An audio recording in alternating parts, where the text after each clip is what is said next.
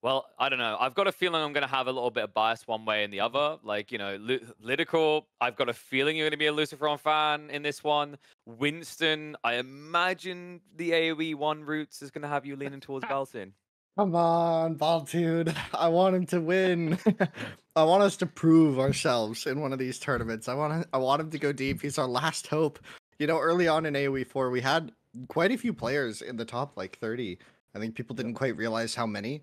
But nowadays it's just Baltune holding the throne. Hopefully he can keep pushing and get into this top 8 more comfortably. I think he's on the cusp there, right? He's threatening it top 10, top 8. I think we could see him pushing in. I mean, we see him practice a lot. We see him get good games in. Oh, come on, do it, brother, do it.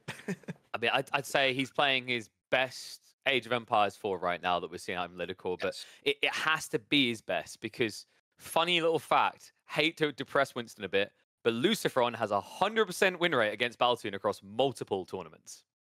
Yeah, You it's not a great stole the matchup. stat that I was about to give. Yes, indeed. Lucy hasn't ever dropped a single competitive game against Baltune, so this is definitely going to be an uphill battle for the Swede.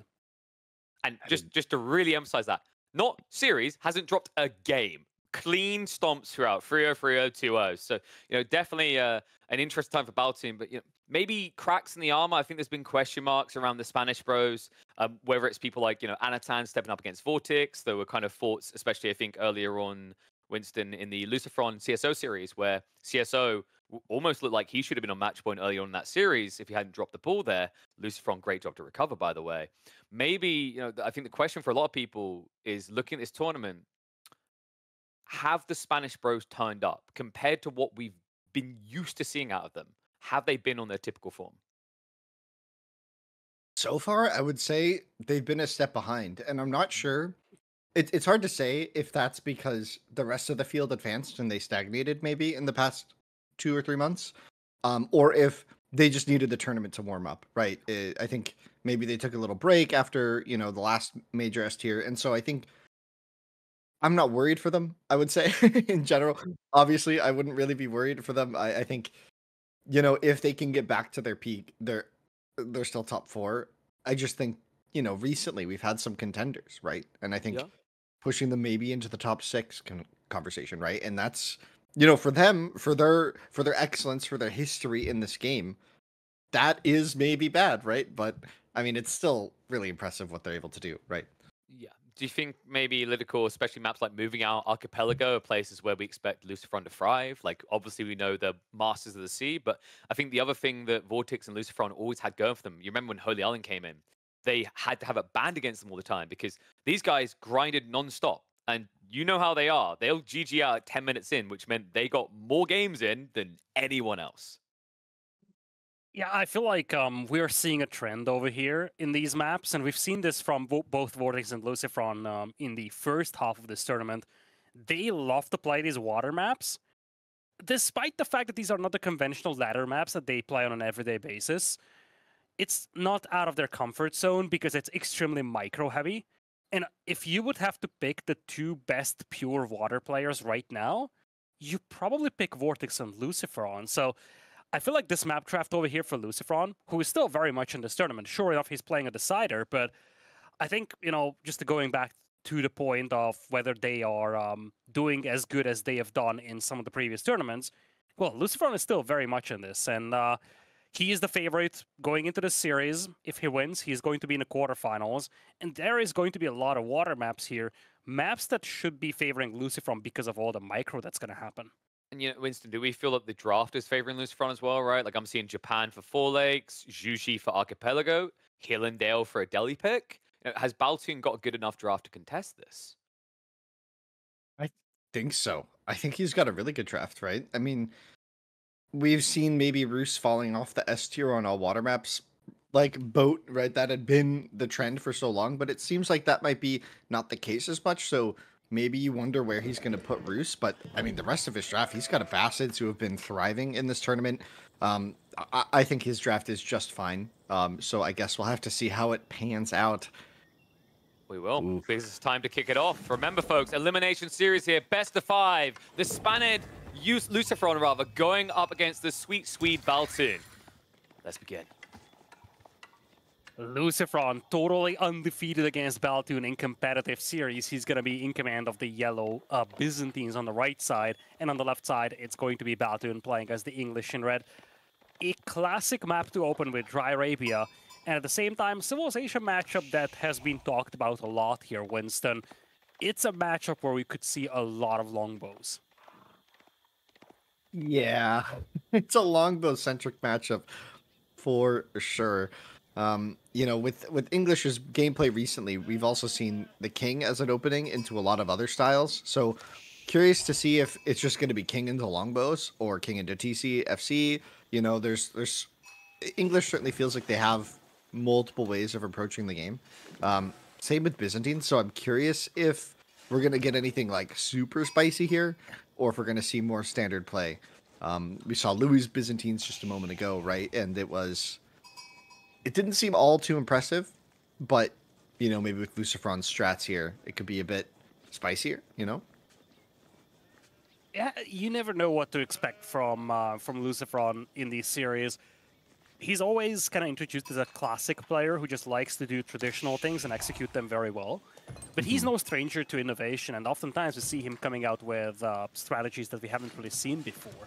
At the same time, you feel like, given the history of Baltune against LucifroN, he needs to do something surprising in this series and something unconventional potentially, because playing straight standard AOE IV might not benefit him much here. Yeah, I mean, whenever I play players who are much stronger than me, I find that I do best when I just play standard, though. I feel like whenever I go out of my comfort zone, it's walking into their more comfort zone, if that makes sense. So we're going to see Abbey of Kings into TC. We've seen this quite a lot recently. It seems to be the new meta, and Baltune just going to be fitting right in with it. So the idea is the King goes and harasses. But what can you really do against Biz here with the King? There isn't a ton of opportunity. Maybe the berries here, gold on the right. Yeah, I love that he's trying to change things up here. He's opening with the Abbey. He's going to put some pressure on the opponent. At least he's going to have that harassment potential. I think the big question is what LucifroN is planning to do here. He's aging up with the Winery, but we could easily see a semi-fast castle approach from him potentially. So it remains to be seen how aggressive these players will play in Feudal Age. But look at that, Baltune is also moving on to Stone, so this is going to be a King plus a 2 TC build. Yeah, that's certainly what we've been seeing, right, from English just so much recently. The King just buys you so much time, and it keeps your opponent's initial units at home, which basically guarantees a good position on the TC. We'll see what that position would be. Not a lot of great spots. I mean, he can either grab the gold or maybe the hunt in the front is the option. His second hunt is just miles away. And yeah, I guess maybe it's either on the gold or on the hunt. Probably the hunt. Well, I don't really know. The hunt spawns aren't generous for either of these players, to be honest. It's probably worse for LucifroN, but it's not favorable for either of these players, to be honest. Let's see, though. Winery coming in. Abbey coming in. Same timing. Woo, hype. King is on the way. Now, LucifroN is just now moving out with his scout. He actually opened with 2 scouts here, so he should 100% scout this town center as it is being built. Despite starting with 2 scouts, though, he never really managed to get the majority of the sheep. Here, it's kind of an even split between the 2 players. Yeah, that's a really good note, Lidicor. I think when you go for that 2 scout opening, it's for a mixture of security. You really get to see what your opponent is doing, and against the King in specific, it lets you... You're not sacrificing the rest of your game to shadow this King, right? Which is one of the main benefits, and we're going to be seeing LucifroN doing that just now. Ooh, nice snipe from Baltune, killing off that sheep, but now LucifroN going to know exactly where this King is. Yeah, this is a big thing, and this goes all the way back to the French meta, if you think about it. Back then, when French were aggressive with their knights, one of the issues playing 1 scout was that you had to commit that scout to just chasing the enemy knights and keeping track of where they are. But by playing 2 scouts, you could commit one of your scouts to just shadowing the enemy cavalry, and the second scout could still gather intel from the enemy base. Yeah. And it's also nice here for LucifroN, if his plan is to do the TC, the FC, the kind of the semi-FC behind this, should be pretty cozy if he has enough sheep to play. Incoming in, though. Did that not land? I don't think that landed. Yeah, I think it canceled the charge just before it landed. Mm-hmm. King rotating around, getting quite a lot of denial. Yeah, but yeah, this is a lot of idle time here, and LucifroN is pushed all the way away from the gold mine. Look at all those sheep being just stacked with villagers. LucifroN's got like 20 villagers under that DC. Yeah, but even more interesting, right? Lidicor is the choice for Keshik. We were saying longbows, and LucifroN maybe mixing it up. This is by far the least popular Merc choice, right? It's the Eastern one here. This is really interesting.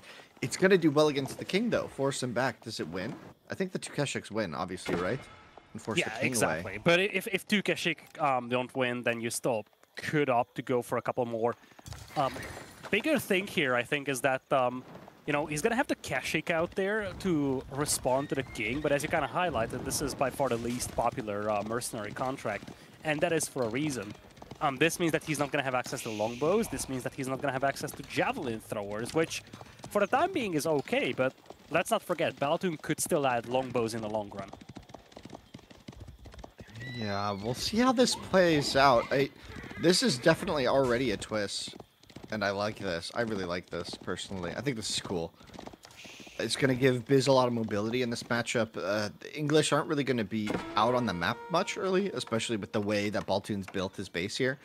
He built the secondary TC on the gold, so just going for a really cozy farm setup. But LucifroN... Lucy's trying to body block. He's trying to block the King. Nice body block by Baltune to just absorb the charge with his cavalry, or with his scout, I should say. And with that, the King gets back home. Fully healed. Look at this farming eco, though. Like, that's a pretty well set up farming eco already for Baltune.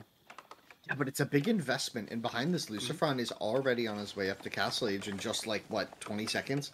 He's going to click around 8 minutes, right? And then what? Like, Baltune is fully invested into just eco growth right now, and grabbing wheelbarrow even, food upgrades, so he is committed to chilling in Feudal Age. And some things to note about this, or if LucifroN has... Yeah, the Golden Horn Tower's coming in. I feel like he's got a lot of options here.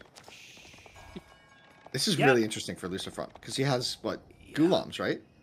I honestly feel like, and this is a crazy statement to make, but I honestly feel like the commitment to Keshik was all about pushing that King away as quickly as possible, because LucifroN knew fully well that if he pushes away the King, there is little that Baltune can do to slow down this fast castle from him.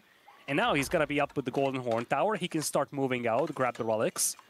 And at the same time, Baltune is still pretty far away from Castle Age. Now, Baltune's food eco is very well set up over here. So long term, he's going to have an easy time with access to food. But short term, there's going to be this power spike from LucifroN coming in. Yeah, this is wild. I have no idea what to expect here. So some spearmen coming out early for Baltune to deal with these Keshik. The King does get a bit of harassment on, but nothing dies.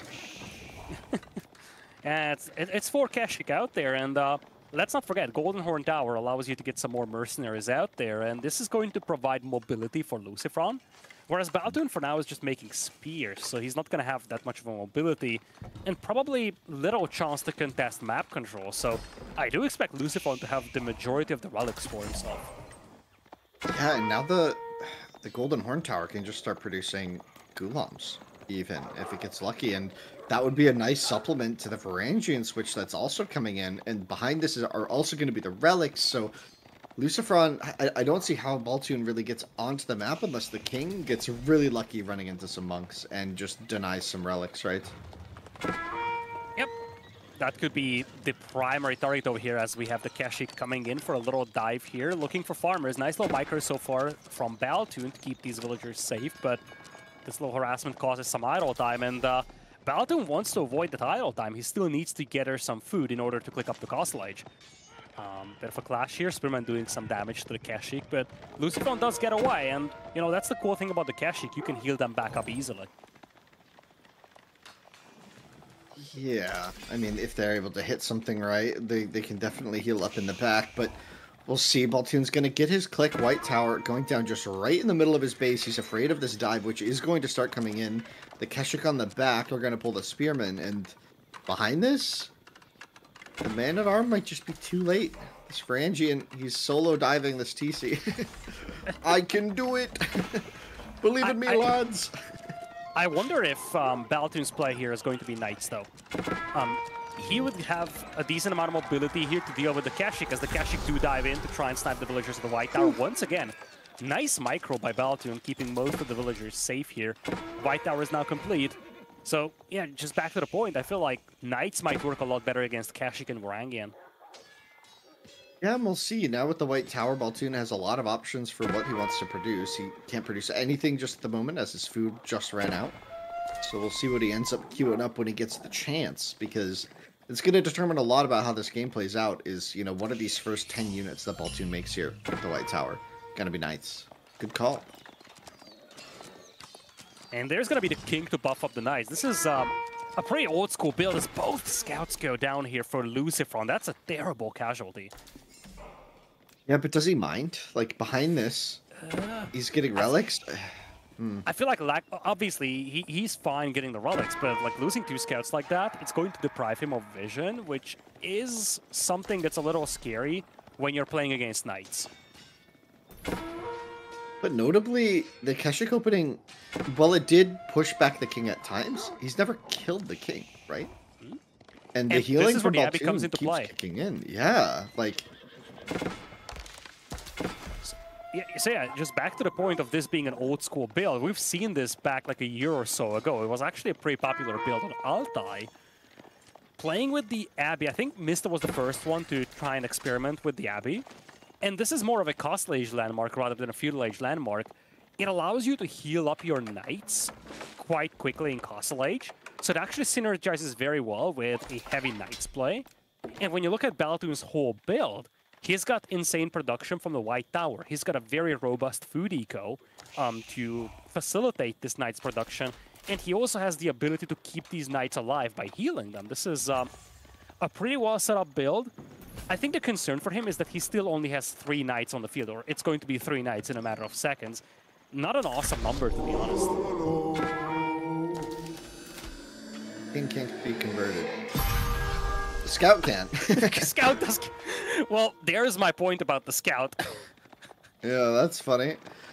In the meantime, though, that is actually really important for Baltune, because that would have been the 4th relic, and ooh, getting some vills on the side as well. So every vill that LucifroN loses here is a really big deal, Lidakor. He doesn't have all too many, and he doesn't have a second TC on the way. He does have half the stone needed.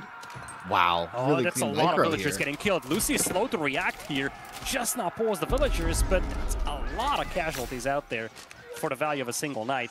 At least he still has the relics going for him, but I mean, Baltune, he's up by 24 eco at this point.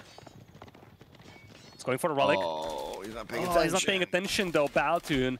He is going to lose the monk over here for nothing. Yeah, this is where LucifroN, with a massive army lead, can try and poke and prod at the defenses of Baltune. A lot of idols for Baltune as the raid comes in onto his town center, and a TC going up for LucifroN in just the middle of the map. What is that TC? That is crazy. And Baltune is making a hard switch into crossbows. Winston, I don't know about you, but I'm not the biggest fan of this. First of all, he's floating so many resources. 800 food, 400, now 400 gold, used to be 800 as well.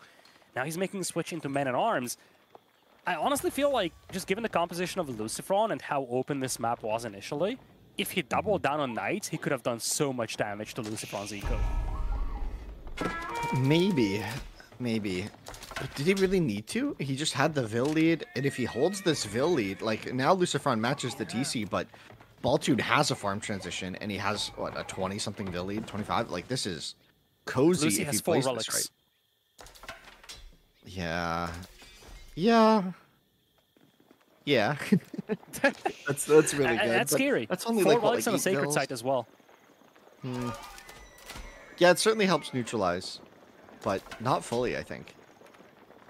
Not when English is going to get into their late game, which is their best stage, right? Like, if Baltune can ever get up to imp at this stage of the game, like he's going to be so cozy, right? He's going to be playing right into his strongest suit, right? Yeah, I agree. He needs these walls to stay alive, though. In fact, he might be thinking about imping early here. Network of Citadels now coming in for him. His gold mine is exposed, though. And this was... I think this is the only safe gold mine he had access to, or I don't know if you can call that safe, even. But this one's going to get pushed, and the walls are incomplete as well. This is terrible for Baltune.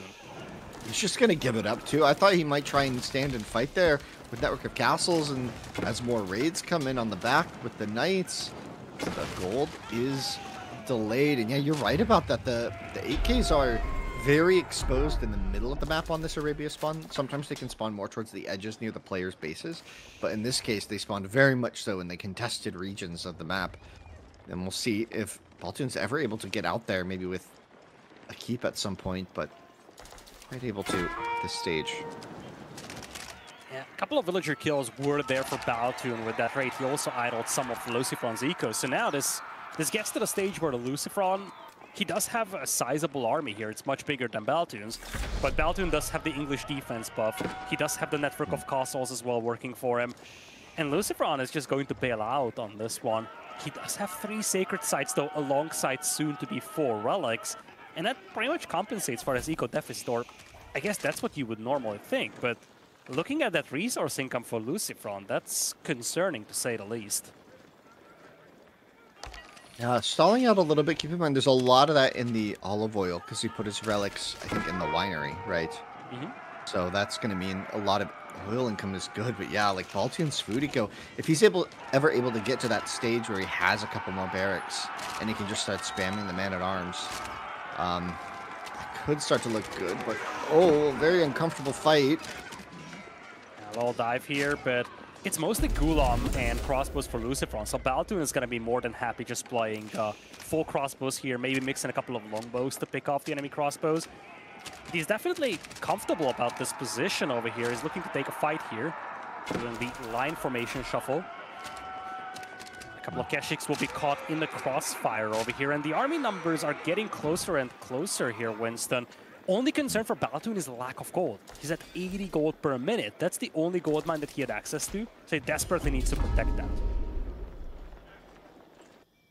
Yeah, we'll see. I mean, getting walled in by LucifroN, it feels bad, man. Going for the fight, though, is Baltune without Network of Castles. You could say this is a bit of an overextension, maybe. He's going to have to kite back with his crossbows, and I think he'll be okay now walking into the buff, so he could start to scoot and shoot here. He doesn't have any blacksmith upgrades, Winston. He doesn't have a single blacksmith upgrade. And teardrop shields are now coming in for LucifroN as well. Second gate was made. LucifroN is going to fall back here. Baltune now neck and neck in terms of the army count with LucifroN, but he still needs to be careful about moving out. Yeah, getting caught in a bad fight would be bad, because that means the bad fight is bad, and then you take a bad fight, you know, and that's bad. Would you agree? Yes. I feel like that's a pretty easy call to make. Okay. Good. I'm glad we agree on that, you know, because that would be bad. If we didn't agree on that, that'd be very bad. Yeah, I agree. Yeah. Okay. Good. All right. Love the voice from LucifroN here, by the way. He's playing for gold control. He's realizing that Baltune's next option in terms of access to gold would be the gold to the north, probably. There's one to the south as well, but at least he's partially walling off accessible gold from Baltune. He's also walling in 2 out of the 3 sacred sites here as he's setting up for long game, potentially. Yeah, and it looks like Baltune's also kind of content just setting up for the long game, but I kind of wonder if he needs to angle more for, like, a win in Imp, right? Yeah, I could see that being a thing. The concern is that if this game goes very long, there's always that relic plus sacred site buff for LucifroN, and eventually the villager numbers will equalize. Mangonel's not coming in for both players, no anti-siege on either side. Network of Castles is expanded all the way out here, but the crossbows run into the Mangonel fire. Now the Gulam trying to wrap around. Crossbows doing a decent job focusing them down. Gulam do jump the Mangonel here, though. Baltune is retreating, eats another Mangonel shot. Gulam disappearing from the front line, though. And look at the army counts. It's 67 against 44. A couple of minutes ago, LucifroN had a big lead. Now it is Baltune with all the lead in the world, now focusing down the Mangonel, and all these crossbows could get cleaned up. Yeah, maybe. With Micro, LucifroN's going to try and take out as many enemies as he can, but these crossbows from English just dealing so much damage. The Mangonel coming in from the side. Could it get a juicy shot here? It does. Beautiful shot. That is a clutch shot here Don't for let him get another. LucifroN. Baltune does have 20 more men-at-arms here, though. This is deceiving here, Winston. LucifroN lost most of his crossbows, and when 22 English men-at-arms with clad armor show up, it's not like LucifroN has much that can deal with them. Yeah, the armored Chad's gonna try and make their like lifestyle known, because they are Chads and they are armored, so they have to use their armor, you know? And we'll see how this goes, because he's got a little raid going in onto the right side. He's bashed down a wall on the right side palisade, and let's see if he's able to get any damage in. Looks like the crossbows going to meet those man-at-arms head on. Apply directly to the forehead. Oh no. Oh, that's gonna be nasty for LucifroN. His food eco is already struggling. Beautiful quick walls from him to save these villagers, but he's down to just 400 food per minute. No food income whatsoever. LucifroN's eco is a train wreck here. Yeah, we'll see. I mean, the outpost crawl is coming in for Baltune slowly, and he's starting to recognize how walled in he is. And he needs to start breaking open some of these holes, because he needs to get into the golds on either the north or the south. The southern gold is completely exposed, so he could just grab that. So could be looking at Imperial Age at some point for Baltune. If you His get more gold is still like. very underwhelming. He's got 3,000 food per minute, though. That English farming is really coming in. And now he's finally starting to get those blacksmith upgrades as well. Those upgrades were missing so badly for him. And, you know, we get to the point where LucifroN needs to start setting up a farming eco, whereas Baltune is, like, very well set up. And that's where the benefit from that early investment comes into play. I mean, I think we could see a marketplace soon. I think we just saw him drop a lot of resources into Man-at-Arms. Holy crap. Another 12, so it looks like Baltune's going to aim to get popped here. And then we'll see what happens next. I could see Baltune just build a market and sell out and then just wait and go imp. Very possibly, especially because he's got 200 out of 200 population, and LucifroN is stagnating. He is at 140 pop, half the army size, still behind by 30 workers. He does have the Relic and Sacred Site advantage, but his army is just very underwhelming. Yeah, I mean, like, this is where Baltune kind of needs to recognize his advantage, and we're going to see the Berkshire on the... Where did he place this? Well, that's a very defensive position. It's going to cover some gold in his big stone, so I don't hate that, but... I mean, Baltune has such a big lead right now. I feel like he could afford to be a bit more aggressive, but maybe just aiming not to throw at this stage, recognizing his lead. This is another very valid way to play, so it's not like he's making a huge mistake, but if he spends too long and he doesn't use this imp timing, he's going to let Biz also get to their late game, and their late game is very good. Well, yeah, just look at the resources here for LucifroN. LucifroN is imping himself in just a matter of seconds, and indeed, I have to agree with you. Baltune was probably just making sure he doesn't throw away the game by misplacing his landmark. But now he needs to hit this timing. LucifroN will try to go Imperial himself, but the army size is much smaller. 15 Ghulams, 16 crossbows, and a couple of Varangians against 44 crossbows and 35 men-at-arms.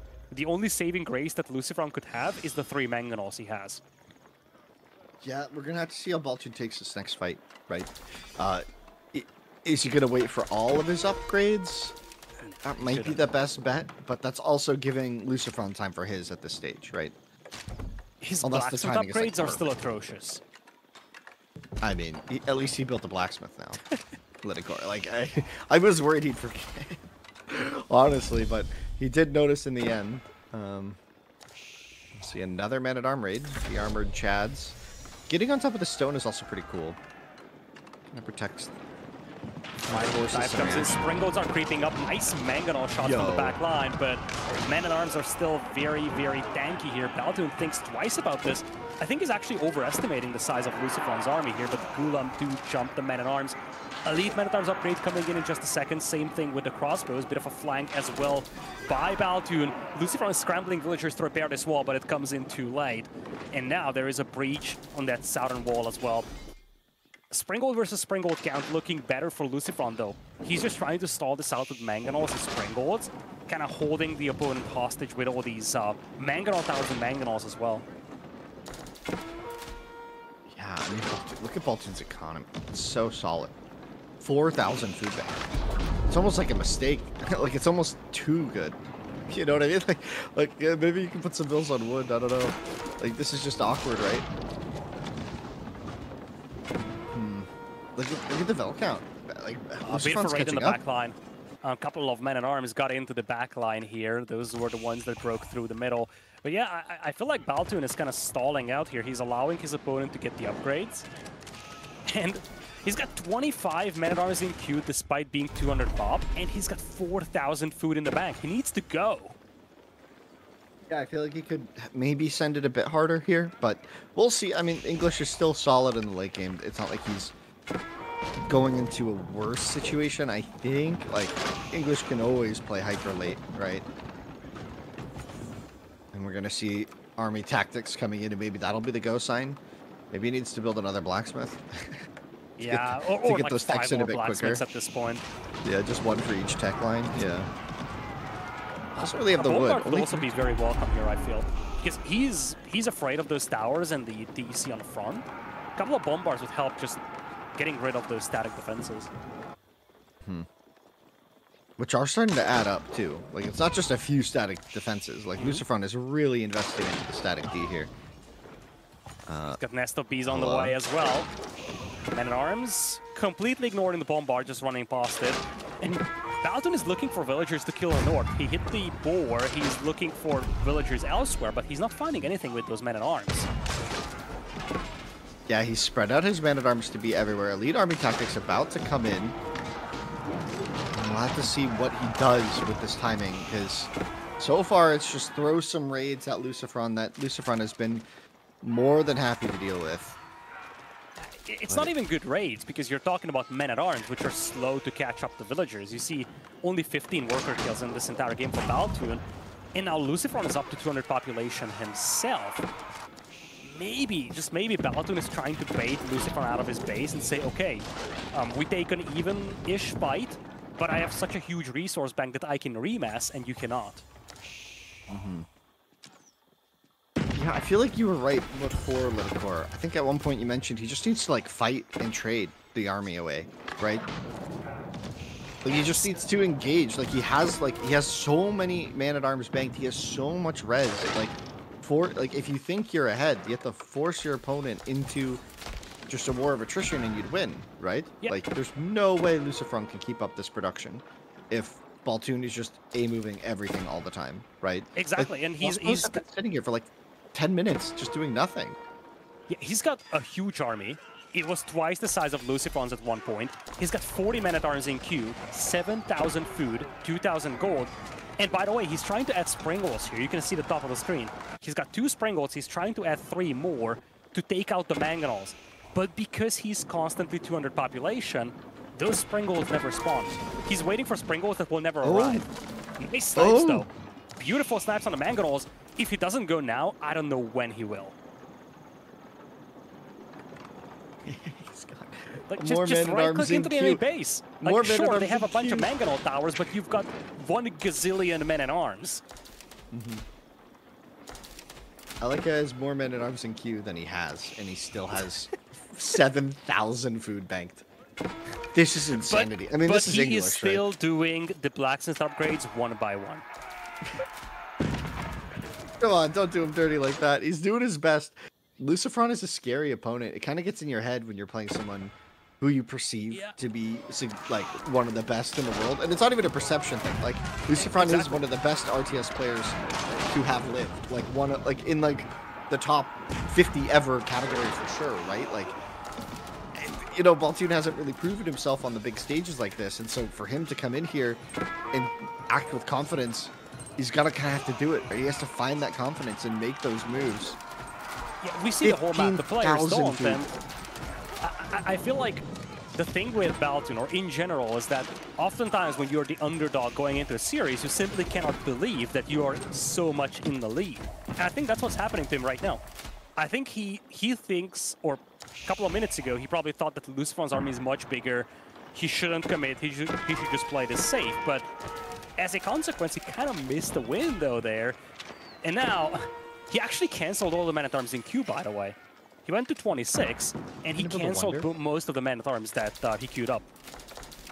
I mean, to Baltune's credit, though, these raids have been annoying as heck, and we kind of thought, I think we thought that LucifroN would shore it up a little bit easier, but he's really having a hard time. What I love about these raids is he's been pressuring the stone on that right corner of the map and making sure that that isn't an option, right? And without access to a ton of stone, we're seeing kind of a lack of continued investment in the static defense, right? He's defending with his own man-at-arms against man-at-arms, which isn't the fastest way to kill man-at-arms. He actually captured all 3 sacred sites. That is ludicrous, considering how close that 3rd sacred site is to LucifroN's base. Winston, in a setup like this, if he wants to continue with the raids, Horseman would be great, but his wood income is next to non-existent. So I would dare to say, maybe he should just consider replacing Lost Men-at-Arms with Knights, and just send in those Knights wave after wave to grind down LucifroN's eco. It's a bit scary because gold is still a factor, right? Like, even with all the free gold he has, he doesn't control the AK on the north. The AK on the south is being raided right now, actually. So it's not like he has a ton of gold float. I mean, he has 4,000 gold float, but he has to worry about the income at some point, right? Like, he can't just throw away. Mangonels are finally going in, though, and you know, see, Mangonel emplacements help a little here, but this is just too much firepower. This could have been even better if this happened a couple of minutes ago for Baltune. Mangonel towers also get taken out very quickly, and the name of the game is replacing the losses here. Baltune can easily replace his losses. Any moment the unit is lost, he spawns a new one. Whereas for LucifroN, he's down to 150 population. He's getting cleaned up, 4,000 olive oil in the bank, but it is not helping him. Baltune is finally pushing deep, and Winston, we could be very close to Baltune's first ever competitive game win against LucifroN. Yeah, against LucifroN too. It's insanity here. He's looking really solid, even though it's like we should say better late than never, right? He's committing now. He still has the economy lead, and it's still looking good.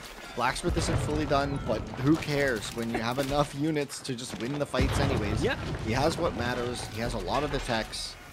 And he's going in. The Vil count equal, but look at that military count, LucifroN, 3-1 in favor of Baltune. This is exactly why he can afford to go into the Mangonel emplacements as well. His resource income is so massive that he's losing units and he's replacing them immediately. He's up to 64 man-at-arms. He's got 37 more in queue, and he still has 6,000 wood, or 6,000 food, I should say, that's totally unspent. This first wave stalls out, but it already did a lot of damage. LucifroN's army is next to non-existent, and there's a second wave coming in as well. Lucy himself is trying to queue Varangians, but that's just not going to cut it against fully upgraded English men-at-arms. Whoa! And there's the GG. LucifroN sensing the danger in the water there as the farm eco was exposed now. Wow. What a game for Baltune. And this is an elimination match, Winston, a big one for both of these. And Baltune is the one to strike first, his first ever game victory against LucifroN in a competitive set. Yeah, and you know, while we were casting that, we were kind of like almost criticizing Baltune and being like, come on, go, you have a lead, go, you have a lead, go. But I think, you know, if you look past that criticism, you should see really what this means for him. He was so ahead of LucifroN for the entirety of Castle Age and Neon, right? Like, he was just way ahead. The 2TC play worked. LucifroN did not react appropriately. The Keshik play did not pan out. And I think Baltune really showed that he is in control here. And I'm excited to see the rest of the series, LucifroN.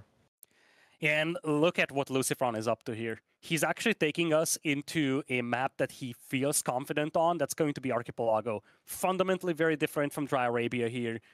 He just wants water micro. He does have one of the best naval civilizations in the game, Jushi, versus the OOTD of Baltune. But Winston, going into this game, confidence has to be sky high for Baltune. He had the lead, and maybe he was doubting himself at some point during the previous game, but he sees that he can win against LucifroN. He built a lead, he committed to it, and he was able to win. I feel like his confidence going into game number 2 is going to be much higher. Yeah. It's gonna be hard though. We talked about it in the preamble to the series, right? LucifroN, one of the best water players to have played AOE 4, with the best water civ, right? Jushi has been very dominant on water. Yeah, seems hard here. I mean, the Order of the Dragon, no slouches when it comes to water macro and ability, but I feel like Jushi, in the hands of LucifroN here, has to be an intimidating foe. So we'll see how Baltune handles this. In we go to game number 2 here. Baltune with the 1-0 lead, spawning to the east with the Order of the Dragon and the color red. And on the western side of the map, it is going to be LucifroN with the yellow color and Jushi's legacy. He's down 1-0 here in the elimination matches of the Masters of Realms. And this is a big one for both of these players. Baltune, he would move on to match point with a win here. LucifroN, he could use this game to get back into the series, and he definitely needs that. It's also one of the maps that should favor his playstyle the most. He's a great water player, loves the water micro. Or maybe, I don't know if he loves the water micro, but he's pretty damn good at it.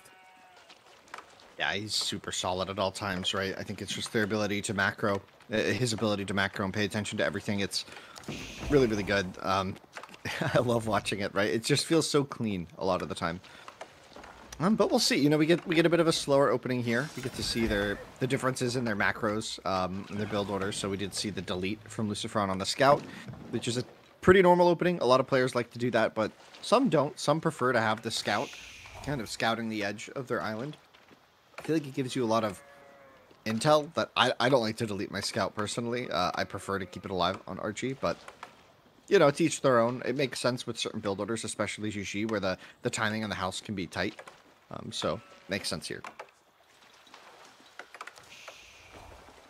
And as we look, Baltune, man, I'm kind of proud of him. You know, that game was really cool. Like it's fun to see. It's fun to see. I mean, I've known Baltune for a long time now, right? Like we played a lot of games together against each other in tournaments, and so it's fun to see him, you know, thriving in the AOE 4 scene.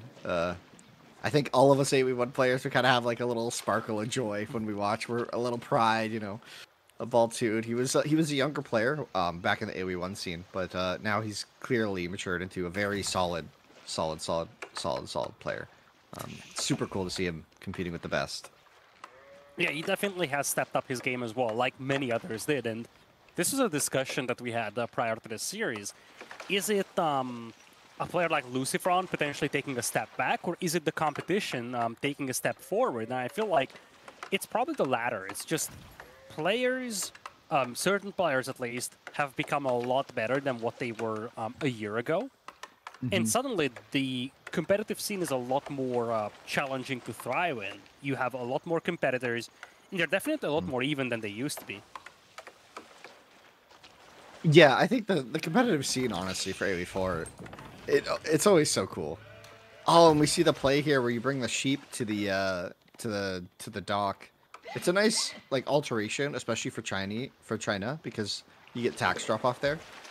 So it just makes sense. Well, Jushi as well, right? China, Jushi. I really like these little details on these maps because it's what matters, right? Like you don't think it matters, but then it's like, oh, your next fight in 20 minutes, it all compounds and adds up, and then you know, you're up, you know, a full ship, and suddenly that can be meaningful, right? Yep, those are the tiny details that really matter in these games. And in general, just a side note here, looking at LucifroN's base, Goldmine is also very close to the shore here, and of course you do have the dock as well. So all of those tax collection points are right there for LucifroN. He's the first to click up, and let's take a look at those meditation gardens. A pretty juicy one. Oh my lord, that's triple gold mines that he's hitting with that. All the way across the sky, I'm starting to see a triple gold mine. Oh man, insane. That's going to be juicy for Jushi. And I think similarly, Baltune should have a pretty good Alkin position, kind of tucked into that tree line on the north of his TC. Yeah, it's easy to find a good spots for your landmarks on this map because of how small that starting island is. You're just bound to have some condensed resources. Mm-hmm. Where did Baltune place this? Can we see the gold mine? It's in range, right? Yeah, it is. It must be. I mean, what a fumble it would be if it wasn't. Mm-hmm. Yeah. That's nice, too. You get the small forest next to the big forest. Maybe could have placed it on the northern side and would have given him more wood, but, you know, KP always says the walking distance, the walking distance. You know how it is. Well, Feudal Age is in already for LucifroN here, and Baltune is just now reaching Feudal, which means that at first the junk coming out of LucifroN is going to hit the fish. He hasn't really scouted the water before Feudal Age, though, so it takes him a couple of seconds to actually find the enemy fleet here. But I think he has just now arrived to start harassing those fishing boats. Yeah, so if we compare it to the game we saw earlier, right, Liticor, we saw Hulk's opening, and here we see the galley opening. So the arrow ship's going to be much more aggressive, much more potent against these early fishing boats with the splash damage. They can chase them a bit better, they just attack a lot faster. And no Hulks to defend from either player just yet. LucifroN's got one in queue, but not after dealing a significant amount of idle time to Baltune's fishing eco. Yeah, this is a big difference here. As you highlighted, the galley opening implies that you want to harass the enemy fishing boats, and that is definitely what LucifroN went for. He was much quicker to Feudal Age than his opponent, so might as well go and try to slow down the enemy fishing operations. At the same time, he already has a war chunk out, whereas for Baltune, he doesn't even have a second ship queued up.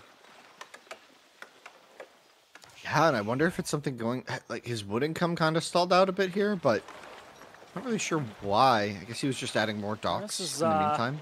This could be a very quick game here because he's got no response to that war junk. He's got a single galley. He's just now queuing up a hawk, but it comes in way too late, you feel. He's going to start losing fishing boats. He's going to have an awful lot of idle time on himself. And that single hawk, or what is that? War junk, that is the one I wanted to say. The war junk and the junk combined, it's more than enough to just decimate everything that Baltune has on the water right now. Yeah, and with no Hulk to defend against the war junk, like you're saying, or even a demo to threaten it, there really is nothing here for Baltune, and he just loses 3 fishing boats like that. This is, I say, potentially going to be a quick game as well. You can see kind of the difference here a little bit visually in just how quick LucifroN is, like how precise his movements are. And it's not even that Baltune is doing anything poorly, it's just how excellent everything is for LucifroN. And that demo going to be a bit underwhelming there for LucifroN. There's some damaged units. If he's able to get some additional damage in comes the demo, and down it goes. That is it. GG is called, and well, as hard-fought as the first victory was for Baltune, it just gets completely gotten rid of by LucifroN. Sub 10 minutes victory here on Islands, or Archipelago, I should say. LucifroN really on top of his water game, but to be fair, this seemed a lot easier for him than it should have been. What can I say, boys? Juji, you don't mess with them, you don't touch them, you just bow to them, you tip the hat, and you move on. The reason why we've actually seen Juji as by far one of the most dominant civs. 23 bans, I believe it is so far, and now a 5th win on the board. Only a single loss in this tournament so far. Who could have seen this coming earlier? I remember just a month ago, everyone was like, Juji, trash civ, Order the Dragon, the only one worst. All of a sudden, you mix the map pool, and I'd say Juji is top 3. I mean, this has been the talking point in regards to the map pool of this tournament. So many hybrid maps, and Jushi is just such a flexible tool that you can utilize on those. And you can actually see at the draft, Baltune took away Chinese from LucifroN, so LucifroN just ended up going for Jushi. He still has that China power, in fact, a better version of the China power for all these hybrid maps, or even the straight water maps, the one that we've just seen, for instance. That's something that worried me a bit in the draft, Winston. Right? I know you were of the opinion that Baltune has a decent draft, and I don't want to say he doesn't, but there are some very clear, obvious potent picks for LucifroN. Right? We've just seen the Juji. I imagine we're gonna be seeing the Japanese on 4 legs.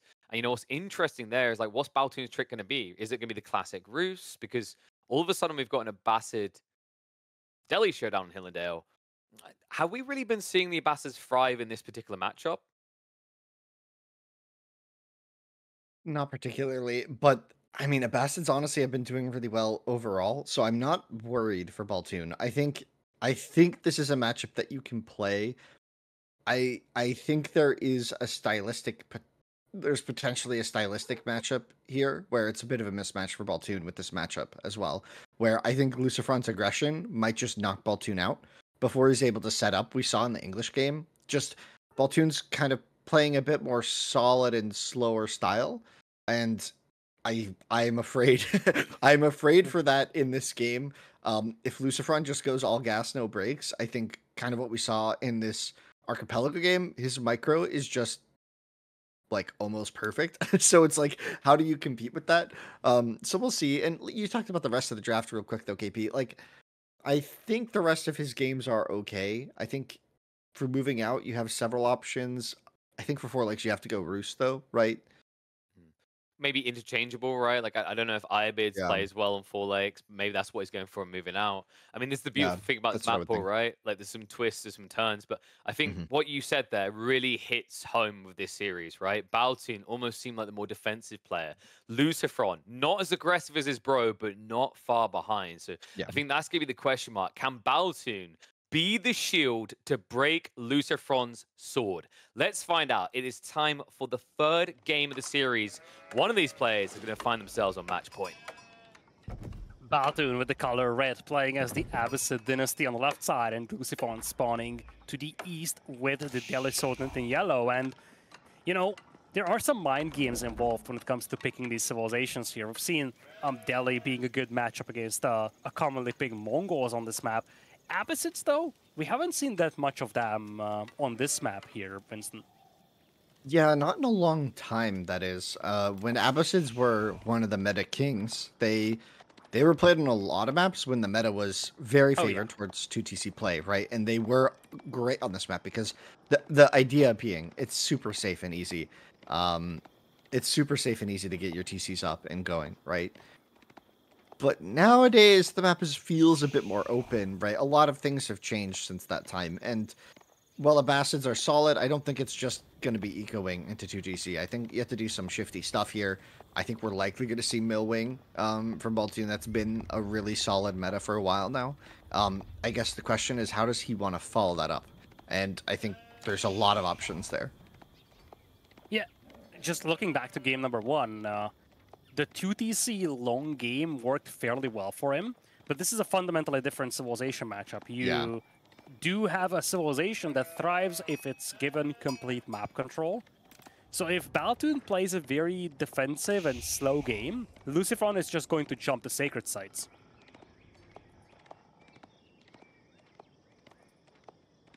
Yeah, I think that's the case. We saw that with Demu as well, right? Just a moment ago, is when you're able to get that mass out and your opponent isn't directly threatening you, they better have a backup plan, right? I think the worst thing you can do against Delhi is get stuck between middling aggression and having some other plan, and like not FC into something that just directly counters, like a huge man-at-arm mass or something, or knights, right? Against the Ghazi archer, right? And so I think the fear for Baltune is he gets kind of stuck in between two strategies, one being economic growth and the other being trying to deny the sacred sites. You kind of have to commit to one or the other. And the problem is when you commit to fighting for the sacred sites, Delhi just have so many advantages towards that. So we do see the military wing coming in. And the mining camp was built in an interesting spot. Do you think he could be trying to get some stone? Yeah, he is. That's smart. That's a nice little placement for the mining camp. I mean, also a very lucky spawn for him, but that's a very, very feels-good man style mining camp. Yeah, saving that 50 wood just makes the TC build a lot cleaner. So we'll see. I think this is going to be his plan. It's just defend with the first couple units, maybe go for a bit of harassment, but you really run the risk of falling behind to the military count and just having a TC doing nothing in your base. But we'll see. I'm excited to see how Baltune plays this. Military wing on the way versus the Tower of Victory. And it's going to be interesting to see how LucifroN is going to open this. Normally, when you play Tower of Victory, you still open with a stable and Gauzy Raiders, but opening Gauzy Raiders into enemy Spearmen and Archers coming from the military wing might not be something that he's happy with. Yeah, I mean, the point of the military wing and the TC build is that you can use the Spearmen to defend the TC placement. So yeah, Gauzy aren't going to be necessarily the best. I kind of have a feeling that LucifroN might just open Blacksmith and just delay the units and just wait until his economy is a little more solid. And then he would have a lot of options. But we'll see what he ends up building first. It could be really anything. I think there's lots of options between the stable, the range, and the Blacksmith, basically. A lot of wood. And here we have it. The lads are in, and they're idle. Next to the House of Wisdom, they're hanging out, man. Yep. They're having a good time. Baltune is playing 2 TCs here. Will be scouted by LucifroN. And just a side note here, Baltune was able to collect a significant amount of sheep here, so he does have a decent food reserve to work with as well. Yeah, and it looks like we do see the Blacksmith coming in there, I think. Is what we just scouted on the top of our screens, which will kind of define the tempo. Yeah, Blacksmith range. Okay, yeah, this makes sense. So just matching the early archers and I guess playing for that kind of mid-map control. This is almost an identical build order to what we saw Demu play earlier today.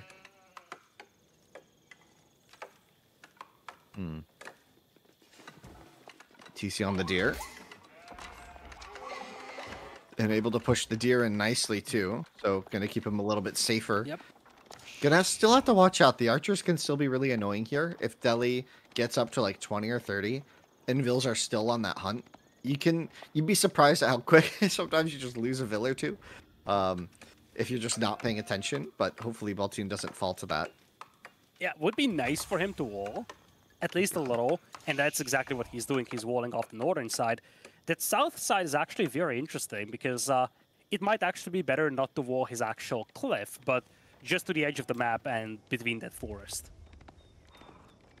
Yeah, I think this is going to be playing pretty comfortably for Baltune until the sacred sites start ticking in, right? It's always that way. I find when I play against Delhi, it's like I forget just how quick it all just starts to feel like it's crumbling. So we'll see if he's able to get enough units out because Delhi is producing, right? We have archers and Gauzy on the way. I don't think he's improved production just yet. I think he's still waiting for the techs to come in, but once he starts pumping, he's going to have such a big military advantage over Baltune, right? The question is, how do you deal with it? Yeah, that's a big problem for Baltune. He's starting to mix in some horsemen, and there is not a single spearman out just yet from a LucifroN, but especially if you allow the Delhi player to capture multiple sacred sites, you're just going to get overpowered by a full feudal age army. Now, to Baltune's credit, I guess, if he can snipe monks, or even just harass them, slow down LucifroN capturing the sacred sites, that could allow him to build up his eco a lot quicker, and just have a little bit more safety against that aggression. But at the same time, of course, he needs to catch up to the Delhi eco upgrades that have already finished for LucifroN. Yep. And we do see the Blacksmith tech starting to come in, so that first ranged armor upgrade alongside of the Tower Victory is going to make the first archer engagements really decisive. Even the Gauzy are going to benefit a lot from that against the archers. So we'll see this first little engagement, 2-2-2 for Baltune. Not a lot of units on the field compared to the LucifroN. Still able to get a nice position on that sacred site, just keeping it secured, locked down. No scholars here, is what Baltune is saying. Yep. Yeah, the horseman getting good that's a value. nice pick there. Yeah, horseman. That's exactly what Baltune needs. Couple of picks here and there. It's not going to change the outcome of the game, but this is exactly what you want to do when you're the defending player building up that eco lead. You just want to chip away, snipe a couple of units that are coming in. And if you can snipe one of these scholars, that would be the juiciest of all findings. But that's going to be a tough endeavor for Baltune. Yeah, we didn't really talk about it, but the two of these sacred sites are very much so in the north, kind of protected by Baltune's base, right? And maybe that's going to play into his advantage if he can ever get out there. But I think at this point he's basically going to have to move out with a concerted effort, like with a large push. Because I don't see him beating this army anytime soon. He's going to have to really invest into military if he wants to push him back. You know, what I would love to see from LucifroN would be some walls on the sacred sites. Because you see, speaking of Baltune pushing out, the moment LucifroN leaves that sacred site to the south, Baltune is going to take that away from him. So for LucifroN, he wants to wall in these sacred sites to prevent this ghost capping being done by Baltune. Yeah, this is a good move by Baltune, right? Being able to just delay where you can is good. There's the sacred site on the two on the north are so close that I think LucifroN should probably try to be aiming to play it towards those mostly. And maybe even just concede that last one. It's so far in the south, unless he really does want to build walls across the entire map. Yeah, I feel like LucifroN doesn't care about walls at this point. He cares about castle age. Castle, yeah. Or just killing the units that are on the field. And this is big. He keeps the sacred site, so the countdown keeps ticking. He's gonna beat his opponent to castle age, and he has the sacred site countdown going for him. Now, of course, 10 minutes is a long time, but Winston, so many times we see that 10 minutes passes by way too quickly, especially when a player like Baltune is still confined into his base and building up his eco. Yeah, especially because he's not building more horsemen. I think he's aware of the threat of Castle Age, and he just can't invest into such a food-heavy unit. Oh, and he chooses to go for it. So actually queuing up 2 more horsemen means he's really not going to hit Castle anytime soon, and that's going to give this compound play a massive advantage. Do we see LucifroN transition to stone, or do you think he just stays fully invested in feudal units? I would love to see him committing a little to stone. A couple of men-at-arms being mixed in, a couple of men-at-arms being mixed in here for LucifroN would be enough to hold off basically everything that Baltune has in feudal. So he doesn't need to like overly invest into his army, I feel. But committing to stone would allow him to escalate his eco eventually with the castles and village fortresses, and it would also allow him to just maintain control over these sacred sites. Yeah, and I think we're going to see some knights right away. And that's going to be really hard for Baltune to deal with. He doesn't really want to have to add spearmen at this stage. Because spearmen, they're deceptively high food cost, right? It really does drain your eco if you have to stay. And Baltune, unlike the English game, he doesn't have that massive food eco set up. He's still relying on some of the berries and the hunt in his base. And yeah, his castle age is just going to be so late. And a nasty thing here for Baltune is that LucifroN doesn't need to commit. He's actually torching down walls to open up options, but I don't think LucifroN actually wants to commit here. He's just posturing in front of the enemy base, but when he sees all the archers, he's just going to bail out to make sure he doesn't lose any of his units. Oh, he's committing. Maybe just to get the wall down and then retreat. Yeah. If he gets a bunch of knights up, oh, he's just going. He has knight follow-up on this. He doesn't care. I don't know what to think about this. Winston was a little overzealous, perhaps. Lost a couple of horsemen to this, but maybe he's just willing to trade off these horsemen, realizing that it takes forever for him to get the upgrades, or he just wants to keep the wall open for the Lancers to come in, and now the Lancers arrive. Not a single spearman out here for Baltune, and those Lancers are crashing into the archers here. This is so many casualties here for Baltune. He's making a run to rebuild the wall, but the body blocks will stop him from doing so, and that's going to be a lot of villager casualties here. Hodor! Hodor! He's got to hold the wall here, and it looks like he'll be able to do it.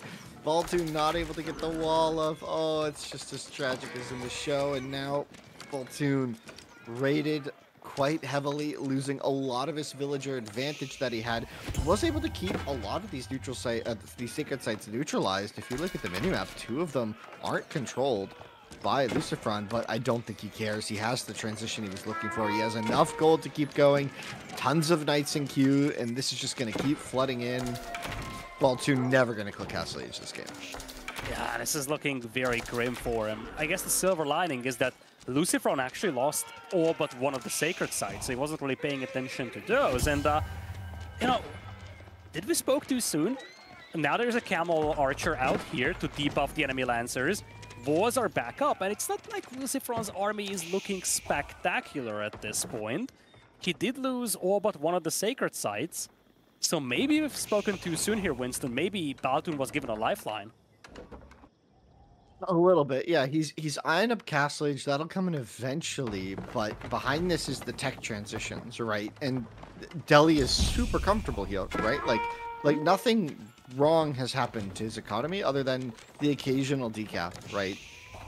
Yeah, I still think LucifroN has a big lead here, especially considering he managed to kill 15 villagers, and now he's collecting relics as well. But it's more about the fact that Baltune seemed dead 2 minutes ago. Now he might have a small chance, but he's going to miss out on basically all of the relics over here. LucifroN already has 3. Yeah, and a 4th one coming in, and he's recapturing the sacred sites. And behind this, keep in mind, like that relic count is really going to equalize that Vil count. And Baltune can't rush up to Castle Age, right? We talk about this a lot with the Bassets, but this is a minute and 40 seconds. He just has to wait, right? So he's invested the res, and he just has to wait. He has lots of income, so it should be okay in the long run. But yeah, this is still uncomfortable amount of time to wait. Exactly. And it feels sad when you have to invest into double arrow slits on frontline towers. Like, sure enough, it's going to slow down the enemy, but against Lancers it doesn't do much. And LucifroN is doing a good job picking off one of the 3 Camel Archers, something that he wants to get rid of to just take off the buff of those Lancers. And he once again has the Sacred Sites back. He's going to be on 5 relics and 3 Sacred Sites with the Delhi. That more than compensates for the 14 eco deficit he has. Yeah, and then soon tier 2 eco upgrades are, it looks like about 90% in, and Baltune's way behind on those. So even though Baltune has a Vil lead, I think very shortly there's no way he has an economic advantage, right? Especially when these 2 relics come in, the walls come in. We could see a transition to stone soon. Village Fortresses is finalizing at the compound of the Defender, right? Mm-hmm. And while the pop is even, I think this is going to rapidly shift in LucifroN's favor in terms of economic output into military. Yeah, that's where it gets very, very dicey for Baltune. He's still confined into his own base, and just look at the passive gold income for LucifroN. He's getting like 700 or so per minute. I guarantee you he doesn't have a single gold miner. That's all passive gold income. Yeah, and compared to the English game we saw before, right, there's this huge farm transition from Baltune early in Feudal Age that kind of justified the delayed Castle Age. Here, we're not really seeing that farm transition at all, and Economic Wing is in. We see the Ghulams and the crossbows queued up, but is it a little too late? We're in. Yeah, it feels too late. Lucy is going to dive, and this is a full Castle Age army. He even has the veterancy on these archers, which take otherwise a long time to get for these Delhi archers. But they are not the ones carrying the fight, it's the Lancers. All the army from Baltune is getting cleaned up, and LucifroN is more than comfortable staying under 2 town centers and 3 towers with arrow slits. That's how confident he is, and he's going to take game number 3 here. No questions asked, really, probably the most confident we've seen LucifroN be in this series. Previous game was just a very quick one on Islands, but this one, much more standard of a game and a decisive win for LucifroN. He's the one who moves on to match point. Yeah, what a game from LucifroN. I think we kind of talked at the start about the stylistic differences there and how that would play into this matchup. And I think with Biz and the style that LucifroN chose was a bit of a slower play in game 1.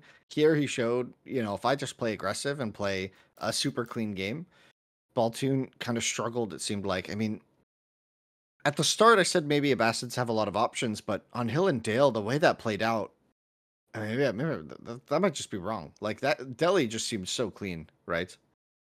Not really sure what you do as Abbasids there. Maybe just a different play altogether. Maybe you don't go Millwing. I think the fundamental difference was that when you look at game number 1, LucifroN had a very slow start to his game. He played essentially a fast castle approach, which is not the classic LucifroN way of doing things. Now, when you look at this game, he starts to bring in a lot of Feudal Age pressure, and part of the reason why that eco-heavy approach for Baltune worked in game number 1 is because LucifroN didn't play Feudal Age aggression. Here, there was much more aggression from LucifroN, and I mean, the cracks started to show early on Baltune's game plan, but we will be taken to 4 lakes over here, so if Baltune ends up winning this game, we would have moving out as a decider. That would be an absolute madness of a decider. But you probably feel that Baltune feels more comfortable about this map compared to moving out, which might feature a lot of naval combat. Yeah, but at the same time, I feel like this is a map where LucifroN is going to get to stretch his little APM gremlin fingers, right? And just kind of showcase his talents here. So I'm a little scared for Baltune if the setup goes wrong. But if we have the right setup with the ponds and LucifroN isn't able to get docks up in every pond, maybe this is okay. I mean, Rus is still super solid on this style of map, but Japan is really good with an uncontested pond as well. So I'm kind of nervous for Baltune here, I'll be honest. Yeah, I agree with you. I think the problem with 4 lakes is that this is one of those classic maps where you just need to pay attention to 27 things happening at the same time. It's a land map, but you could have multiple ponds worth of naval combat. You do have LucifroN with the Japanese as well, so I do expect to see some Shinobi shenanigans. And honestly, like, Shinobi for LucifroN, he loves micro, and I think it's one of the funniest units to micro in this entire game. We're going to have to see how Rus works out for Baltune here, though, because it's one of the powerhouse civilizations on all of these hybrid maps. Yeah, I mean, they're just so dominant on land maps, and then on top of that, in the right situations on water, they can just have a great play. So it's good. Like, we saw Baltune, like, ban out Rus for LucifroN, and LucifroN banned out Jishi for Baltune. So clearly some difference of perspective where they're targeting these initial bans. And LucifroN won with Jishi, so it's up to Baltune now to win with the civ that LucifroN, in air quotes, let through the draft, right? Well, in we go to game number 4 here, folks. LucifroN with the 1-0 lead. To the north, it's Baltune with the color red and Rus. And down south, it's going to be LucifroN here in the elimination games of Masters of Realms. We've seen a strike from Baltune first in game number 1, but then 2 convincing quick wins by LucifroN now puts him onto match point, Winston. Yeah, quick is exactly what I would say. Decisive, right, as well, for those 2 games. He just sort of came in there and dominated in games 2 and 3. So you got to feel like, from the player perspective, Baltune's momentum and mental can't be in the best spot for this game, but you know, this is where legends are formed, right? You gotta dig out of these holes and cement yourself as a great player if you want to be among the best. And I'm excited to see if Baltune can do it this game. Yeah, that's a great point. If you want to be among the best, you have to beat the best. And he's shown that he's capable of doing that in game number 1. We're gonna have to see if he can pull this in game number 4 as well. But for the time being, it's 80 bounty for him. I know someone that once collected 80 bounty. I think all of us do. Yeah. Oh, this is really nice production quality. Look at that. Look at that. I love it. Oh, yeah. I mean, you know, there. You need to do some extra production stuff when the UI doesn't show the number by default. Yes. It does look good, though. It does look good. And up to 100. Oh, that's really nice. And here we have it. The bounty is on screen. The tech is here. Yeah, it's not an impressive amount of bounty here, though. And it also means that, you know, you barely have the gold you need for Feudal Age. You definitely want more if you're Baltune and he finally finds a wolf here. He's only playing 1 scout, though, so he doesn't really commit much of an effort to actually collecting bounty here. Yeah, we'll see. I mean, we see a lot of times players pre-queue up Wheelbarrow, but this might have just been a game where you have to cancel it if you're Baltune. There's a lot of time for the on water maps to accrue bounty because you're not aging as fast. So you have more time to kind of find every last wolf on the map. Interesting, though, Baltune didn't go for the 2nd scout, so not a huge investment, not a huge payoff in bounty, right? Yeah, exactly. I mean, if you think about it, Wheelbarrow it's much more essential on land-based maps. So they are missing out on wheelbarrow, or you not being able to pre-queue wheelbarrow with the Rus is a bit of a problem. Here, it's less significant probably for Baltune. He has what he needs for Feudal, but he would definitely welcome, let's say, 150 or so more bounty for this. Oh, for sure. Yeah. I mean, LucifroN just did a really good job. Man. Yeah, and there's no hunting cabin on this map, obviously. There's another reason you don't go wheelbarrow. Yep. But we'll see. You know, life hits you fast. You know, you got to pay attention to what map you're watching. You know? Oh, man. Anyway, he's got the gold he needs, but LucifroN is going to have the food a little quicker. Nice little pickup of the bounty over there by Baltune. Now, LucifroN hasn't really committed much to fishing here in Dark Age, and that's part of the reason why he managed to accumulate the food a little quicker. But at the same time, it looks like Baltune is still going to beat him to Feudal Age because he didn't need to mine gold. Did you see the dock? Yeah, but the dock is already up. That's so annoying. Oh, that's why. I was looking at the balance of things. I look at the southern part of the map. There is a dock for LucifroN. He's fishing, but it's not very many fishing boats. And then all of a sudden, he snuck a dock on the opposing pond well before Feudal Age. Yeah, and the Kremlin's going to defend the wood line against early shinobis, but the dock is going to be pretty exposed here because of that. Like, there's no way for Baltune to really protect that against these initial shinobi, so we could be looking at a very quick pond win for LucifroN. He's got a much faster age up with an extra vill as well. So he's going to be up significantly faster. I think Baltune will have enough time to get a ship out. Maybe he has to convert some of these fishing boats, which never feels good in your starting pond, right? But he's probably going to have to, now that he's scouted this dock. Honestly, I feel like that's the approach that LucifroN is taking. Baltune can easily get rid of this dock if he converts a couple of his ships, but you don't want to convert your fishing boats on your initial pond. And I have to say, I love this sneak because I think it's a hard counter to Rus. Think about it this way. Baltune has one scout, and you know he's collecting bounty. That's his job as a Rus player. Oh, very close to losing that one scout there as well. Let's say losing that scout is not his job as a Rus player. He's going to lose it. What is he doing? What is he doing? Oh my lord, that was so unnecessary for Baltune. Yeah, and that's going to be really awkward because now that Shinobi's going to approach, and you're not really going to be able to see it or stop it. But we do have some conversions on the sea, it looks like. He kind of needs some ships out there because you already have a war chunk opening. So yeah, just to finish the previous point, you know that Baltune is looking for bounty, so there's a small chance of him intercepting your forward villager. This dock went up without Baltune knowing about it because he was busy collecting bounty, but guess what? Exactly. Lucy is not the only person who can sneak a dock on the enemy pond. Now we have a demo, so we have the full triangle here for Baltune. Let's see the micro. Oh, immediately taking a lot of damage here. Shinobi set the dock on fire. Nice little combination here by LucifroN. He's taking out the demo on the backline. It's very low HP. His own demo is connecting, sinking that Springald ship, and everything is looking so happy here for LucifroN. Obliterates the enemy fleet, blocks out the enemy production. He has control over Baltune's pond pretty much.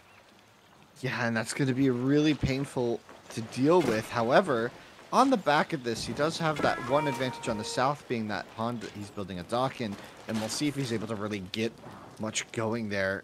Looks like he's training the Shinobi something can shut that now. down, though. He cannot prevent the Shinobi from non-stop shutting it down. Yeah, well, we'll see if... I don't think LucifroN scouted the pond in the south. Not yet, but once a combat ship arrives, he knows it's there, right? Right, yeah.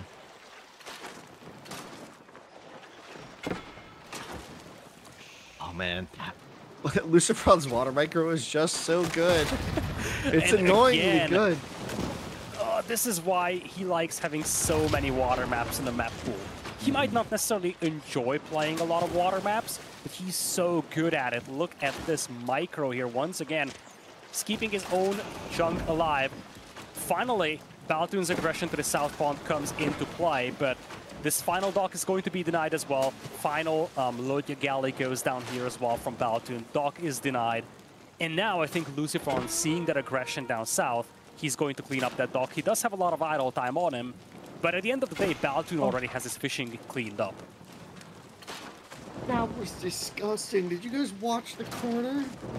That was so gross. He was so good. LucifroN kept all of his fishing boats alive there. He did lose one initially because he hadn't noticed right away, but then he was doing this wiggle micro to keep 3 very hurt fishing boats alive, and that was just so good. It was so good. Oh my gosh.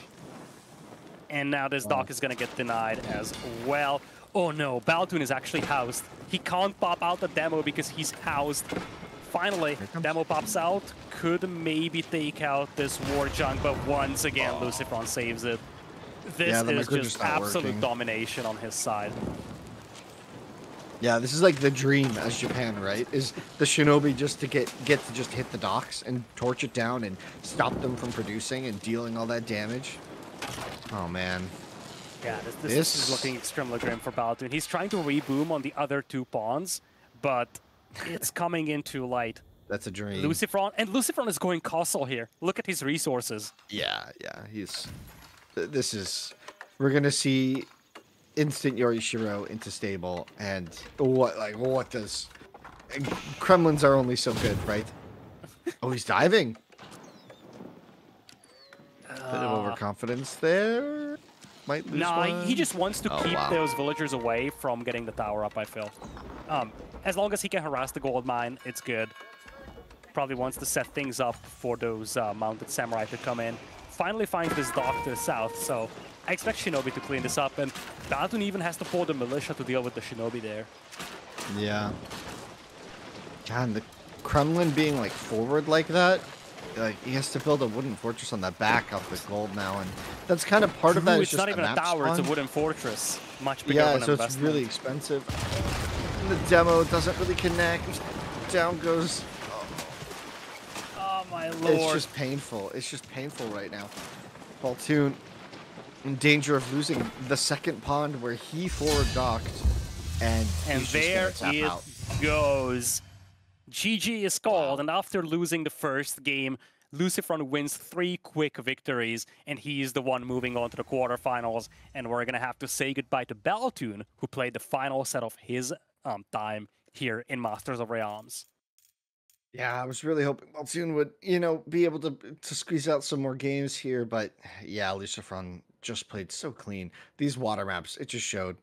You can just see the difference on these water maps where it's just kind of a whole different tier with the Spanish bros, and players like Marine Lord, right? Like they just understand water on a level that is insane.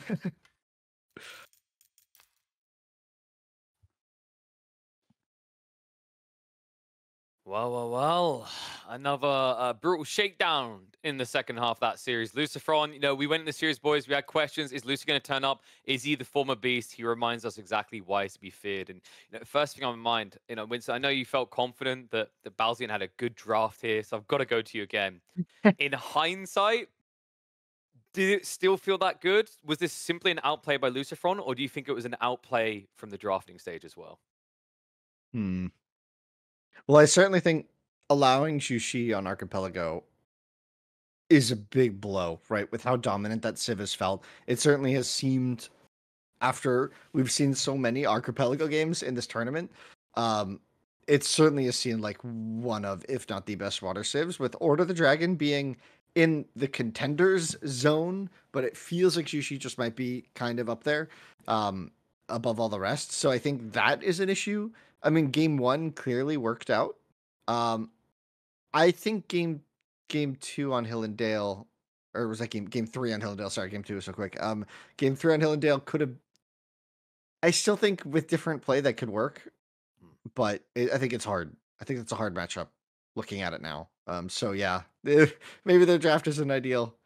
But also the water map on 4 Lakes in the 4th game, was that really a Civ thing or more a play thing? I mean, I think, I've been watching a lot of these, and I don't know if you've been feeling it as well, Lidicore, but like for me, Japanese just feel like the new kings of 4 Lakes. It's always been a great civilization for this map, but I think one of the big difference makers is that when you have docks scattered all over the place, you have a much better use of those Shinobi. When you look at a map like Kawasan or Holy Island, you know where the enemies are coming from. You know where the docks are at. You know where the Shinobi are coming from, so it's fairly easy to prepare for them.